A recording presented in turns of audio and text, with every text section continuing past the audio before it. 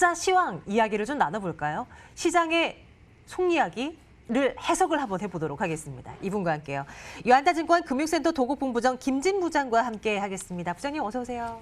안녕하십니까. 네, 오늘도 또 일주일이 지났습니다. 네, 그렇습니다. 부장님 오늘은 뭐 어떤 이야기를 좀 해볼까요? 네, 제가 이제 회사에서건 네. 방송에서건 네. 그 시장은 투자는 전망하는 게 아니라 대응하는 거다라고 항상 말을 많이 하는데요. 네.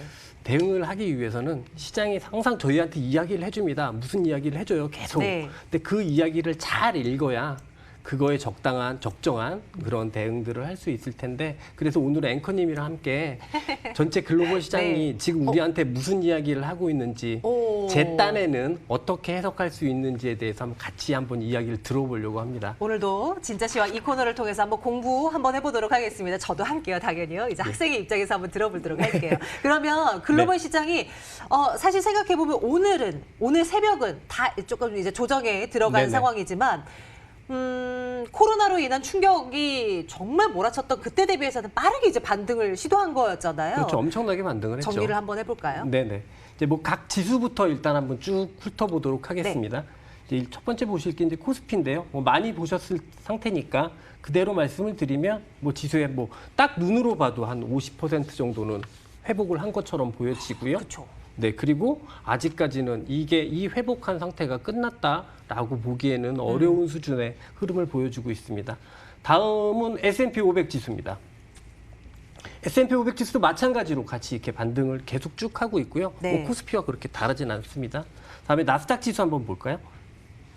그림이 비슷비슷해요. 네, 그렇습니다. 그리고 나스닥 지수는 뭐 이게 중요한 건 아닌데요. 저기 내려오는 파란 선, 그러니까 한 60일 이동 평균선까지도 상향 돌파를 한 모습입니다. 네. 그 다음에 이제 유럽의 대표적으로 한 지수만 가져와 봤는데요. 닥스 지수입니다. 독일. 네.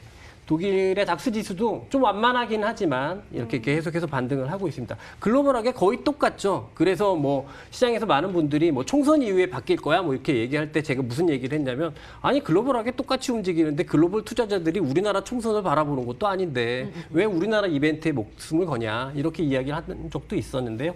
일단 보면 여기서 하나 정도만 더 좀 짚고 넘어갔으면 좋겠는 게 뭐냐면 나스닥 지수하고 닥스 지수의 반등폭의 차이 정도인 것 같아요. 나스닥은 이렇게 놓고 보니까 네, 또 반등폭이 굉장히 많이 또, 올라왔는데 네. 불구하고 닥스는 상대적으로 조금 그러네요.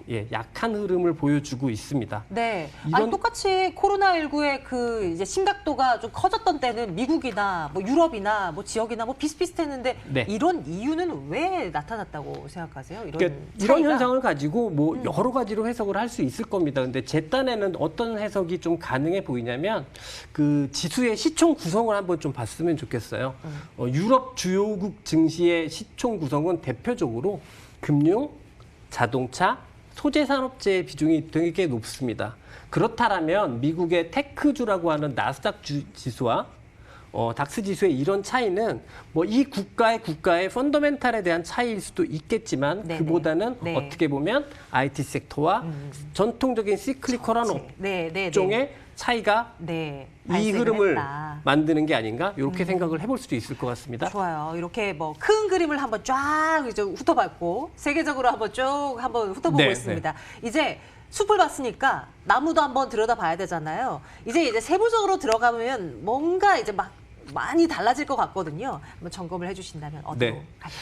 사실 이렇게 할 때 이제 제일 좋은 방법은 무작위로 모든 종목들을 앵커님이랑 제가 다 같이 쳐보면 좋은데 시간 관계 3시간, 4시간 정도 필요할 것 같아요. 시간 관계상 제가 임의로 좀 정리를 해봤습니다. 근데 네. 가장 첫 번째 주목한 부분 중에 하나는 글로벌 주식시장 대형주군 중에서 네네. 이제 단순한 회복을 넘어서 기존의 낙폭을 회복을 넘어서 상승 추세로 전환한 종목들이 이제 보이기 시작을 합니다. 그리고 상승 추세로 전환해서 랠리의 형태를 보이기 시작한 종목들이 있습니다. 네. 이게 미국 시장에서는 반도체 섹터의 AMD 그리고 제가 지난주에 잠시 말씀드렸던 엔비디아, 그다음에 마가라는 종목군 중에서는 마이크로소프트, 네. 그다음에 빵이라는 종목군 똑같은 건데요. 뭐 네. 그중에서 아마존이나 넷플릭스 이런 것들이 있습니다. 우리나라에서 보면은 삼성 SDI나 카카오나 뭐 네이버 등이 좀 유사한 형태로 보여집니다. 그리고 이런 주식들은 어떤 주식이냐면 이번 코로나19 사태로 주식시장이 붕괴되기 바로 직전까지 글로벌 주식시장을 리딩했던 네. 데이터 관련 경제 주식들이었습니다. 네. 지금 보여드릴 주식은 미국 증시의 마이크로소프트하고 우리나라의 카카오라는 주식인데요. 우와. 되게 비슷하지 않습니까? 그러네요. 정말. 일단 이 주식들은 단순히 이제 낙폭을 회복한 수준을 떠나서 네. 이제는 거의 뭐 고점까지 육박하면서 랠리의 형태로도 볼 수 있는 정말요. 네, 그런 흐름을 보여주고 있어요. 음. 이렇게 이제 지난 한 달 동안 무슨 일이 있었어? 나는 이 제자리로 돌아왔어라고 이야기하는 종목들이 있는가 하면 네. 아직까지도 반등 이상의 흐름을 보여주지 못하고 있는 또 종목들이 있습니다.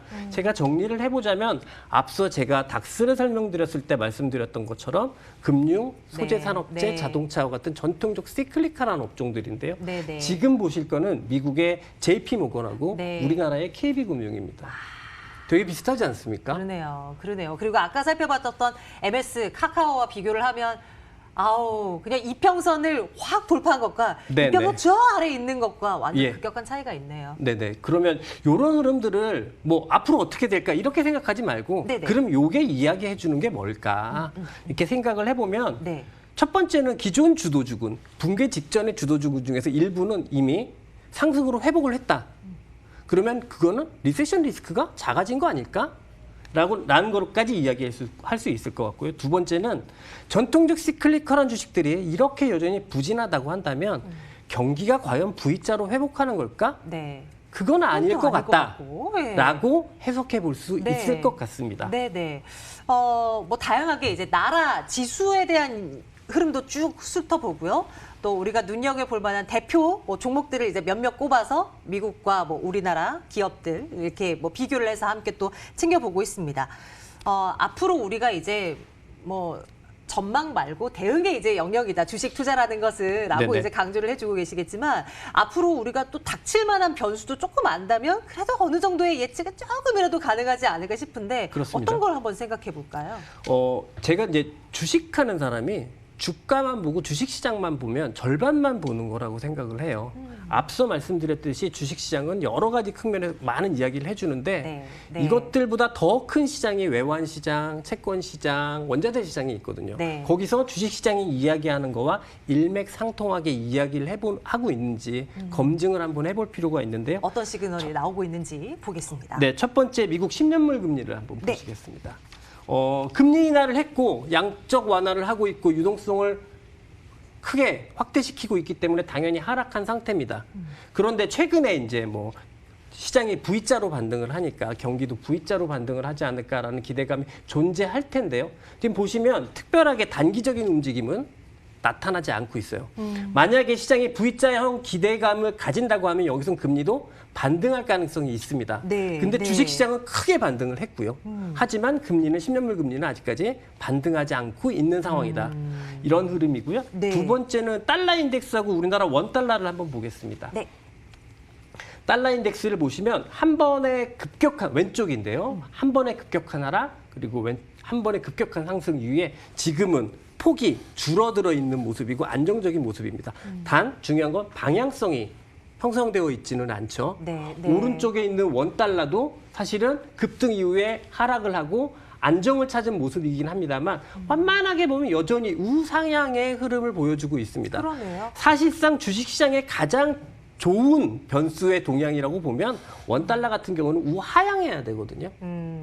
근데 여전히 아직까지 우하향의 시그널은 나오고 있지 않다. 안정을 하였을 때 그러면 우리나라와 같은 이머징 마켓이 굉장히 좋을까? 아니다. 여전히 US 달러가 더 강하다. 그럼 여기서 할 수 있는 해석이란 건 여전히 우리 펀더멘탈보다는 미국의 펀더멘탈이 훨씬 더 강해 보인다. 그리고 본격적인 위험 자산이 선호되는 국면은 아닌 것 같다. 이렇게 한번 해석을 해볼 수도 있을 것 같습니다. 원자재도 볼까요? 네, 여기서 이제 원자재면 가장 대표적인 게 유가인데요. 유가는 최근에 아시다시피 수급상의 이유로 너무 많이 크게 움직입니다. 그래서 실질적인 매크로의 흐름을 정확하게 보여주고 있는 것 같지는 않거든요. 네네. 워낙 변동성이 커서. 네. 그래서 제가 오늘 가지고 온 거는 닥터 커퍼라고 얘기를 하는 구리 가격이랑 금 가격을 한번 보겠습니다. 구리 한번 보겠습니다. 반등을 하고 있어요. 하지만 주식시장의 낙폭 회복 수준을 비교해 본다면 여전히 낮은 그러네요. 수준이죠. 네. 특히 구리 같은 경우에는 이번 코로나19로 인해서 아주 상당수의 광구들이 셧다운을 한 상태입니다. 공급이 부족한 상태임에도 불구하고 특별한 회복이 없어요. 금 한번 보겠습니다. 대표적인 안전자산이죠. 시장이 그럼요. 위험해 보인다고 네. 하면 계속 사실은 가죠. 박스권에 갇혀야 하는데 그러니까 증시가 좋다고 하면 네네네. 우상향의 상태입니다. 이렇게 보면 이 외적 변수들을 다 합해봤을 때도 경기를 V자로 회복하는 흐름까지를 글로벌 자산 시장이 보여주고 있지는 않은 것 같다. 그 정도는 해석해 볼 수 있을 것 같습니다. 주식시장 그 외적인 요소들을 쭉 한번 살피고 보니 아직까지는 뭔가 불안한 시장일 때 나타나는 시그널들이 조금 나오고 있는 것 같은데 그런데 주식시장은 급격한 반등을 이룬 셈이란 말이에요. 네네. 그럼 이러한 우리가 살펴본 쭉 일련의 그런 시그널들을 종합적으로 해석을 해본다면 우리는 어떤 중심을 좀 잡아볼 수 있을까요? 예, 일단 이제 해석을 해야죠. 해석을 네, 이제 네. 해석을 쭉 했으니 이제 그걸 정리를 해보면 처음에 좋은 부분부터 정리를 해보면 네, 네. 앞서 제가 뭐 아마존, 마이크로소프트, 카카오 이런 주식들을 말씀을 드렸듯이 이미 추세를 회복해서 랠리를 보이고 있다는 종목들이 있다라는 사실만으로 리세션 리스크는 축소됐다. 그리고 이게 증시로 보면은 이전과 같은 변동성이 다시 한번 급등하는 그런 구간은 가능성이 조금 낮아졌다. 네. 이렇게 볼 수는 있을 것 같습니다.